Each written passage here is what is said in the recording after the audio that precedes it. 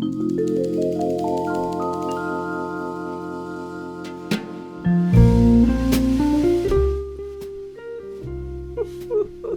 beautiful people, welcome back to my channel. If you don't already know, my name is Efe. It's nice to meet you. I'm an artist, small business owner, and content creator, and today we have a very highly requested video. First of all, long time no see, long time no video. Life be doing its thing, life be lifing, and I am continually learning how to deal with lifing. That being said, I've had a million and one reasons not to film a video. The weather's been super gloomy too, which is not helping in the slightest, because I feel like I feed off of sunlight. I get energized when I'm sunbathing, when I'm in the sun, when I feel the rays, the warm rays on my face. But that's obviously not happening now because it's cloudy and it's rainy, so we have the little lights. We have the little lights on, and we're going to draw and create anyways, because that's what makes me happy. I don't need the perfect environment to do what makes me happy. Put that on a pillow. I actually did try to film a video about a month ago. What have I done? It was an acrylic marker video, and it was supposed to be really exciting, really fun, but I was getting frustrated during the art process. I ended up rage quitting. That video never saw the light of day. That being said, no matter what happens, this video is going out. This video is happening. So yes, as I was saying, today we have a very requested video, and I will be showing you guys how I draw on Procreate, how I use digital art to do my thing, because you guys have been asking a lot. And I have been working on a little bit of a digital art rendering course or crash course or guide. I don't really know what to call it yet.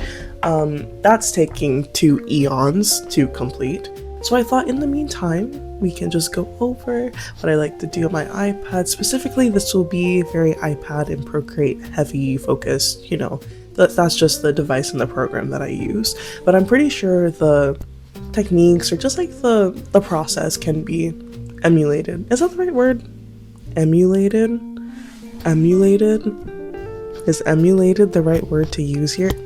Well, I think that this process and just like the way I like to do things can be emulated on other digital art programs. Yeah, it's probably just going to be a portrait, but let's see. Okay, let's get it. Before we start filming, have you noticed that my iPad case looks a little different today? Well, that is because I'm using the dynamic folio from MOFT, which is the sponsor for today's video. MOFT specializes in origami-inspired portable and compact work accessories for creatives on the move.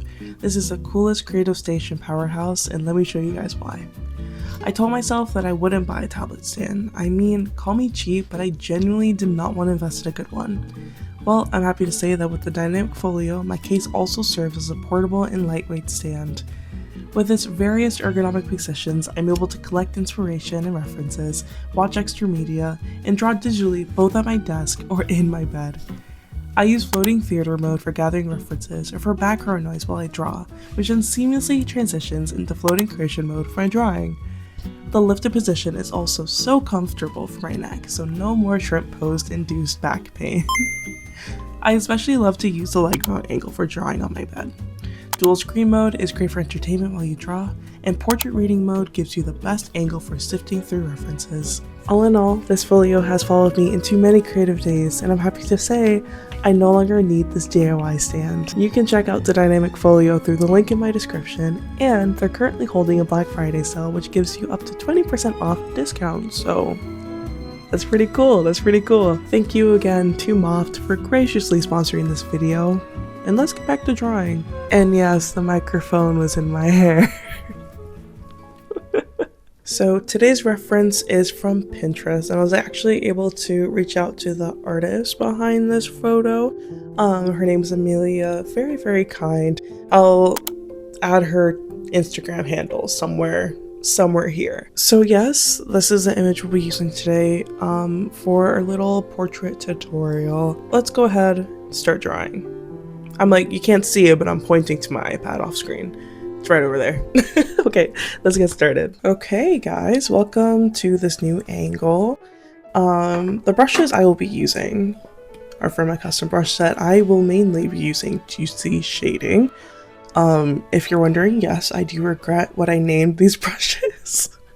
But we're just gonna roll with it. So this is the canvas we're using. I usually just start off with a sketch, and depending on my mood, I pick a little color for the sketch. Sometimes it's green, sometimes it's blue, really depends. So the sketch is gonna be very rough, very loose. We're just looking at the main shapes of the reference, and then we're gonna go from there. So call me weird, I do not care. I always start off with the nose. The fun thing about digital art is that when you start drawing and you realize, okay, maybe this is getting a little bit out of frame, you can actually select to move things around. So I don't need to worry too much about mapping where I want this face to land on the canvas, just because absolutely nothing is set in stone. When I'm drawing, I do like to do a little bit of minimal shading with the sketch. It helps me a lot with proportions because I'm able to visualize the piece a bit better. So, how's everyone been? I feel like I have this really bad habit of feeling the need to fill silence when I'm filming, which is really funny because if you think about it, I can easily just put music over this and I don't necessarily have to talk. I think I'm gonna restart this. I low-key want to, but I'm not going to. We're just going to make adjustments because as you go on, you tend to notice little mistakes that you make. That's a pretty decent nose, guys. It may not look too much like a nose right now, but trust me, it's a nose. So we're just gonna speed through this. I think I'm gonna do the eyes next. And I honestly feel like the easiest way for me to get proportions right is working with what I like to call relative proportions. And correct me if I'm wrong. Actually, don't do that because don't do that because that's what I've been referring to this little thing as. But if there's a an actual name for this thing that I do, please actually let me know so I don't confuse people. Basically, I will compare different portions. No, I would compare different aspects of the portrait to like other aspects. So how big is this eye, for example, to the tip of the nose? It's kind of weird if you think about it, working through a portrait like that at times, but I think it's been very helpful for me. Of course, I'm not bashing anyone who likes to use more of a classical approach, like the Loomis method. I personally have never learned the Loomis method. I don't really have much of a desire to learn the Loomis method, but hey, everyone has their thing. I will not yuck anyone's yum. Another thing I love about digital art, and this is gonna sound really, really lazy, but I don't really care if I have a tool, I'm going to use it. I love the resize function or feature or tool, the resize tool, because as much as on paper, when I'm working traditionally, you have to be a bit more aware of your proportions. You have to be a bit more calculative. You don't have an undo button on a piece of paper. You have an eraser, but I still find it a lot harder to undo mistakes. And this is not to add to the debate that some people think digital art is easier or digital art can't be taken as seriously because it's cheating or it's obviously not as hard as traditional art ever could be. That's not true. They both have their own little quirks and challenges. So you shouldn't write someone off for being a digital artist. I do have this really interesting habit where I make the mouth a little bit too big. Which I don't know. I just think it's kind of funny, and you would think after all this time that it would be something I'd be a bit more conscious about. It's not. I make the same mistake every single time. So let's see if this mistake happens today. we're just gonna work on top lip. That's another thing I love about digital art that I had touched on before. It's that a lot of things aren't set in stone. You can make a crap ton of mistakes and go back to your sketch to restart. Well, I guess it depends on how your sketching process goes, but it's quite easy to undo. And I think that is a huge appeal for me. Also, it's infinite art supplies. I guess it depends on your storage at that point, but you can create a lot of art. You can create a crap ton of art, and you have infinite resources to do so. So I'm gonna tell you guys about something that's revolutionary. It's called the liquefy tool. Basically, your liquefy tool can move things around. We're just gonna move the lips up a little bit. So instead of having to redraw that entire section, I can actually just liquefy it and move it around. Same thing with this eye over here. I've noticed it's a little bit too short, so we're just gonna stretch it out a bit. As much as I am a sucker for a simple graphite portrait, there's just something so captivating about colors and the way they work together, and just experimenting with that harmony. Oh my gosh, beautiful. Okay, now that we have the main features sketched out, we're gonna work on the outside bits. I don't know what to call them, but the outside contours of the face.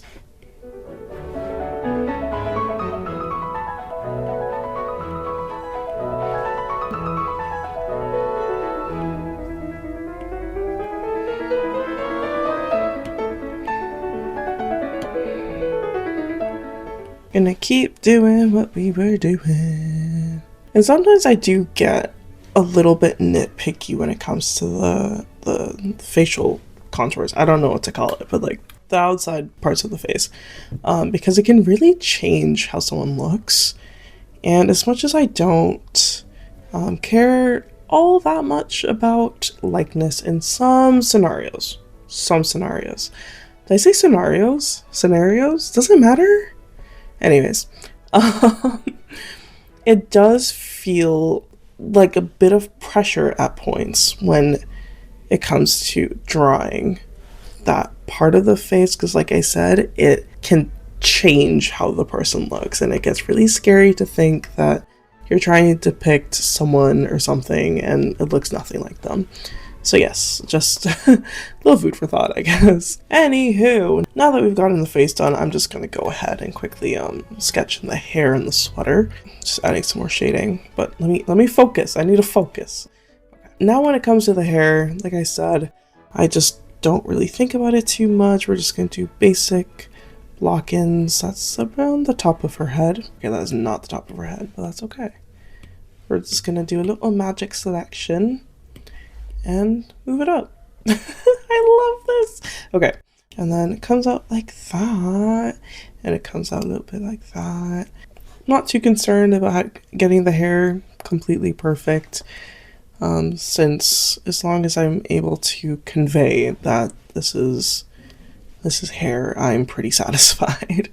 And there are some little bits of information. Sorry, I need to stop with the accent. I'm getting too comfortable. Yes, I am Canadian. I have a Canadian accent. Specifically, I am from Southern Ontario. I genuinely don't know what a Southern Ontario accent sounds like, because I feel like everyone just sounds really different to me. But yes, we're not British, we're not Irish, we're not Scottish, we are Canadian. Okay. But yeah, I am satisfied with this. So we're gonna move on to coloring. So when it comes to coloring, what I like to do is pick a base color for different aspects. So the face, the hair, and then the clothing. I'm just gonna go underneath my sketch layer. This one's gonna be for skin, because I want the hair to be on top and the clothing to be underneath. So I think that is safe as a mid-tone. So what I'm going to do is just fill in this entire area with this midtone. This is what we got when it comes to skin. We're just going to throw this in. And then it's also great just to define that face a little bit. Okay.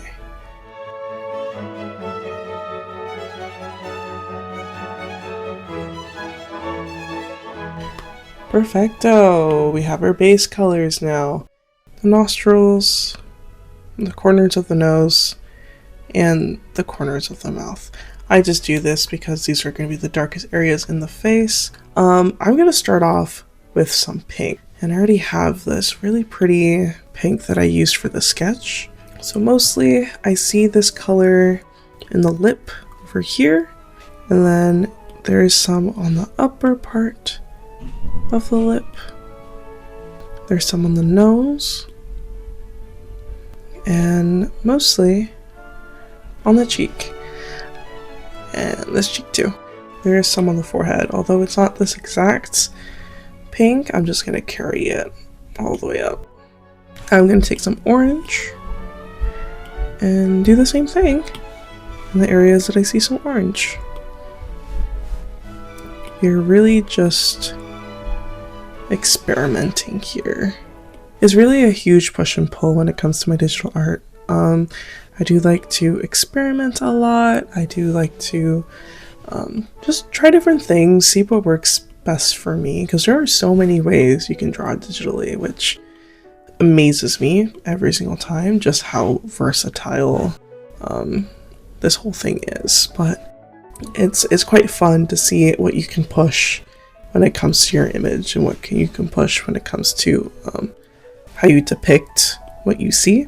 It's really fun. I don't know. I feel like everyone should do a portrait just once in their lives. So now I see some yellow, so I'm going to do that next. There isn't that much yellow that I see on the reference itself, but I really want to push the colors of this piece because it's just so beautiful. I love colors. And now we're going to work on the purple that I see. And it's a purple that's like leaning more towards blue. So there's a lot on the nose. Purple continues there. There's some purple under her eye. There is some under the nose. So first what I'm actually going to do, I'm going to alpha lock this so that I can easily color the entirety of the top of the head without having to worry about going out of, going out of my little outlines. Now I'm going to take some red and fill that in from the places that I can see on the face. A huge part of it is observation, because you are really just expressing the way you see the image, the way you see the sitter through your own creative medium. Now we're going to use the smudge tool. You see, I have a love-hate relationship with the smudge tool. I use it very, very sparingly because I don't really like the look of everything being super blended out. I'm gonna use it very sparingly. We're just gonna continue working on those highlights. There is some highlight here and here, some right here, and then there's one right here. There we go. And now what I really love to do is I'm just gonna start picking colors from what's already on my canvas and pushing it in other places. So for this, I'm just using the dropper tool, the eyedropper tool, which basically just brings out a little eyedropper thingamajig-bobber. And then I'm just going to be pushing different parts of the portrait, different colors on the portrait that's already on the canvas throughout the entire piece. This really helps with cohesiveness and yeah.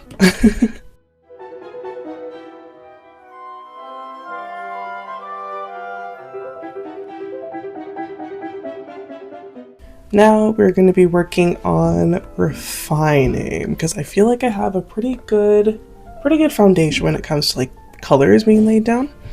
I am going to clean this up just a little bit, because There are some bits that I'm not too happy with on the face, but just to keep things moving, keep things progressing, we're going to start working on the eyelashes. I know, so fun, so fun. Fun fact, I'm actually not the greatest when it comes to drawing eyelashes. Like, I actually struggle with that a lot.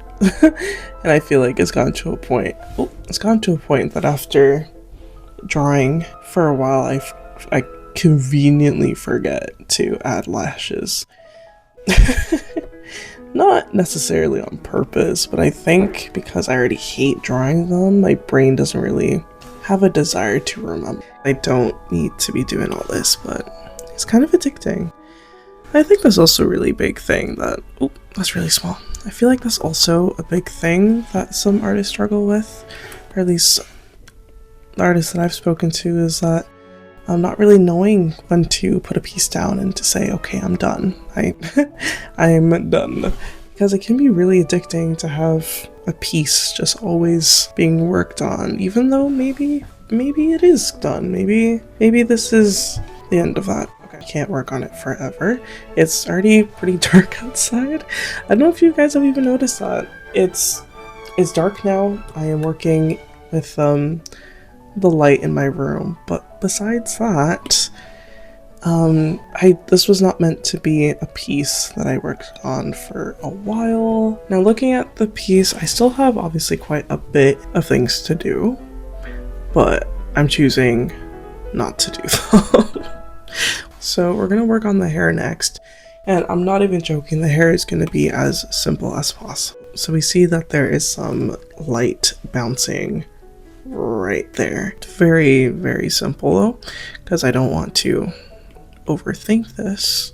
The hair gets highlighted in different areas with orange, and then I'm just gonna take a brown and kind of work that into the hair. We're actually gonna make, we're gonna make the shadows darker. As you go up, that blue shadow or blue light really starts shining through. Just gonna, perfecto. I'm just gonna do some little specks, because I love specks. I honestly think I'm done with this. Maybe I should do highlights and be done with it.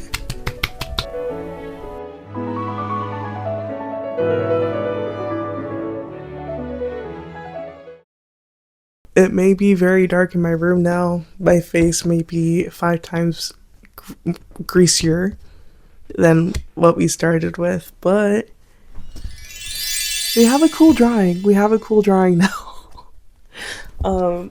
Hopefully you guys found, where is my mic at? Hopefully you guys found this little demo the slightest bit helpful.